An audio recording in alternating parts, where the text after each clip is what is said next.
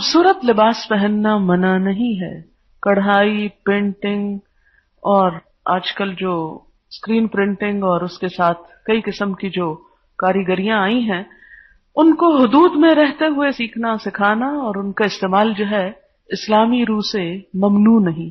ممنوع کیا چیز ہے؟ اسراف، زائد از ضرورت چیزیں بنانا، اپنی حیثیت سے بڑھ کے بنانا اور پھر انہیں پہن کر اترانا، فخر کرنا، دوسروں کو حقیر سمجھنا، عجب کا شکار ہونا، یہ ناپسند ہے. ایک آدمی نے پوچھا یا رسول اللہ صلی اللہ علیہ وسلم، ایک آدمی کو یہ پسند ہے کہ اس کا لباس خوبصورت ہو تو کیا یہ تکبر ہے؟ یعنی خوبصورت لباس پہننا کیا تکبر کی علامت ہے؟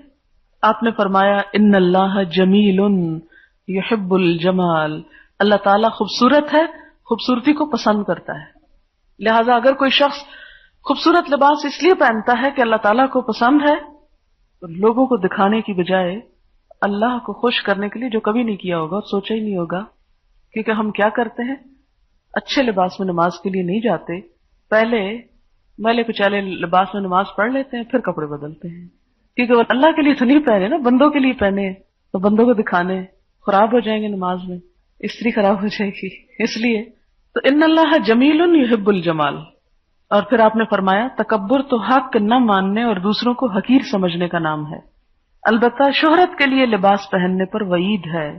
حدیث میں آتا ہے من لبس ثوب شہرت فی الدنیا البسہ اللہ ثوب مذلت یوم القیامہ. جو شخص شہرت کا لباس دنیا میں پہنے گا اللہ اس کو قیامت کے دن ذلت کا لباس پہنائیں گے.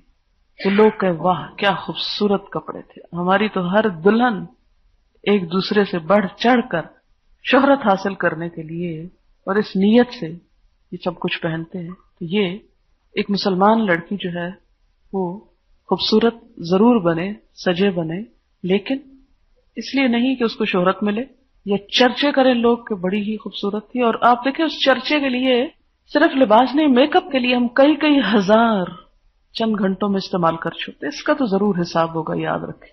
شدید ڈرا رہی ہوں آپ کو اس سے. اگر کسی کا بزنس ہے تو مجھے کوسے مت، اس لیے کہ یہ تو اللہ کا حکم ہے جو سنانا ہے مجھے.